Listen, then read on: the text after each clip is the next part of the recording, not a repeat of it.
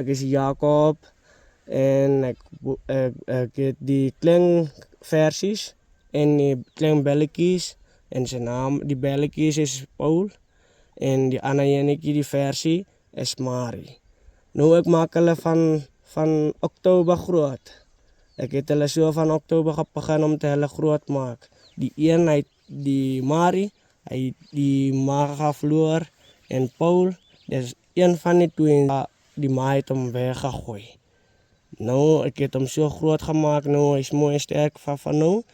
Nou ek gee hulle 750 milliliter. Ek het hulle begin met die 3 botteltjies van 7 milliliters elke dag. 2 months en ek is in January. Nou ek begin hulle 1 liters, elke 1 bottel voor 500 milliliters. Elke oggend ek gee 1.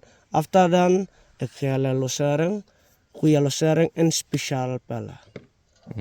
Dat is soos ek het so 'n bietjie goed gegaan het met die twee diere.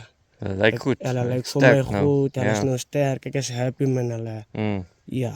Baie goed, Jacob.